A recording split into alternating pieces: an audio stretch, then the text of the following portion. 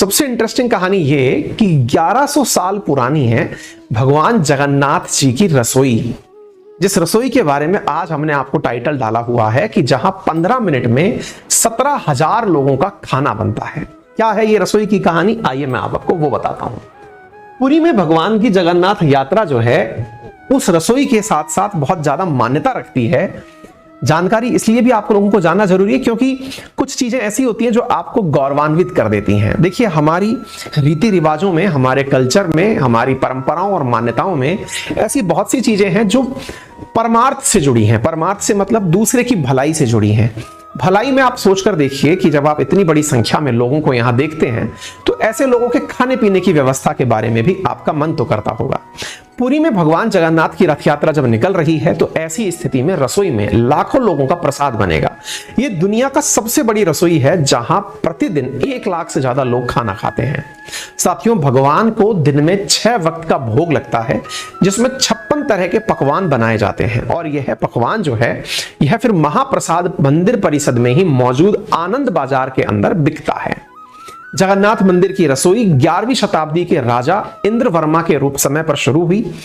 तब पुरानी रसोई मंदिर के पीछे दक्षिण में हुआ करती थी। जगह की कमी से मौजूदा रसोई जो है वो 1682 से 1713 के बीच में राजा दिव्य सिंह दिव्य के द्वारा बनाई गई। यानी कि आप इतने समय से इस रसोई को बना हुआ देख रहे हैं।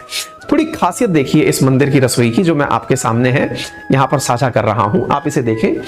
8000 स्क्वायर फीट और 240 चूल्हों की रसोई है ये जो आपको यहां पर दिख रही है, जिसकी ऊंचाई 20 फीट है, लंबाई 100 फीट है, चौड़ाई 80 फीट है।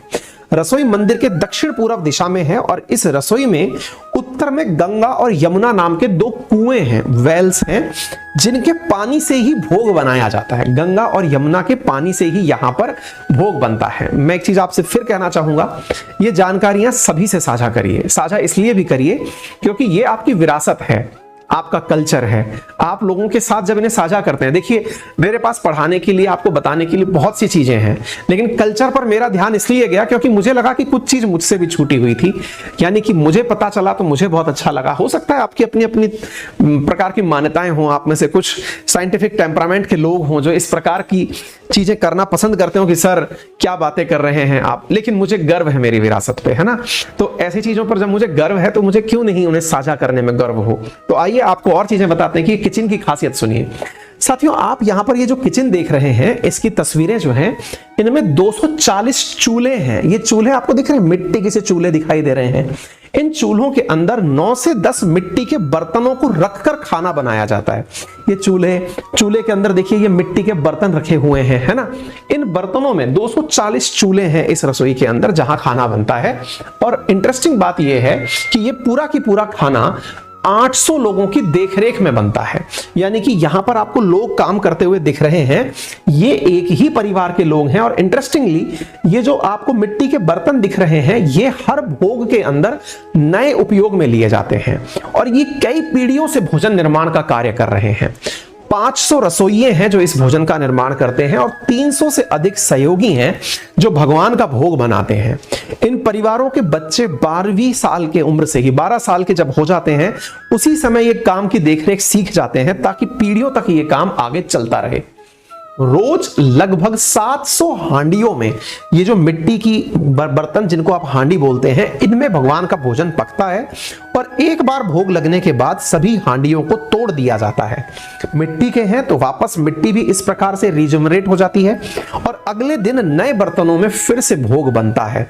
तो ये अपने आप में सोचकर देखिए कि कितना बड़ा कार्य है और एक आध दिन हो तो समझ में आए, रोजाना जो काम चल रहा हो यार वो अपने आप में बहुत बड़ी बात निकल कर आती है ना।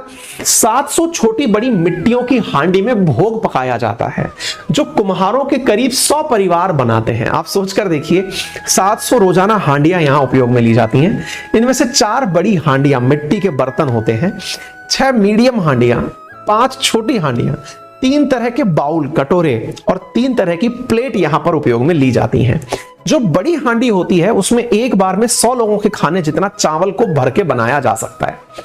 15 मिनट में 17,000 लोगों का खाना पकाया जाता है इस रसोई के अंदर। रसोई में 175 चूल्हों पर चावल बनते हैं। इन्हें बनाने के लिए 10 से 12 लोग खाने जितने चावल एक बड़े मिट्टी के बर्तन में भरकर और फिर चावल का निर्माण कार्य शुरू करते हैं। आप इन तथ्यों को देखते चलिए और जानिए। 9 बर्तन एक साथ एक ही चूल्हे पर चढ़ाए जाते हैं। इस प्रकार से एक चूल्हा, उसके ऊपर बर्तन रख दिए, नीचे गरम कर दी, बिल्कुल हांडी गरम हो रही है। आप इस प्रकार से समझिए 15 मिनट में ये सभी चावल तैयार हो जाते हैं। इस तरह 15 मिनट में एक साथ 17,500 लोगों के खाने जितना चावल बन जाता है। इसी गणित के हिसाब से दिन भर में करीब 7 लाख लोगों के खाने जितना भोग तैयार हो सकता है। यानी आवश्यकता के हिसाब से यहां पर भोजन तैयार किया जाता है। तो उम्मीद है दुनिया की यह सबसे बड़ी रसोई जान करके आपको आश्चर्य हुआ होगा। और एक जानकारी, खाने की शुद्धता का तो ख्याल रखा ही जाता है। आयुर्वेद के मुताबिक भगवान के भोग में 6 रसों का ध्यान रखा जाता है। 6 प्रकार के रस भगवान जगन्नाथ जी के भोजन में होने चाहिए। 6 रस का यहां पर भोग लगता है। भोग में बनाए खाने के अंदर मीठा, खट्टा, नमकीन, तीखा, कड़वा, कसैला स्वाद होता है। इनमें से तीखे और कड़वे स्वाद वाले जो भोजन होते हैं उनका नैवेद्य का भगवान को भोग नहीं लगता है। भगवान हर रोज 56 भोग और 10 तरह की मिठाइयों का भोग लगाते हैं। रसोई में 56 भोग बनते हैं और रोज कम से कम 10 तरह की मिठाइयां बनती हैं। और सोचिए ये सब आम जन के अंदर वितरित हो जाते हैं। मतलब ऐसा नहीं है कि इसको रख दिया गया है, इस सब के लिए फिर उपलब्ध भी हो जाते हैं। सब्जी में मूली, देशी आलू, केला, बैंगन, सफेद लाल कद्दू, कंदमूल, परवल, बेर, अरबी का इस्तेमाल होता है। दालों में मूंग, अरहर, उड़द, चने की दाल का इस्तेमाल होता है। भोग पूरी तरह सात्विक होता है, यानी इसमें लौंग, आलू, टमाटर, लहसुन, प्याज, फूल गोभी आदि का उपयोग नहीं किया जाता है। मुझे लगता है कि जितना जान करके मुझे एक रोमांच पैदा हुआ, आपको भी जान करके जानकारियों से बहुत सारी रोमांचक जानकारी अद्भुत लगी होंगी।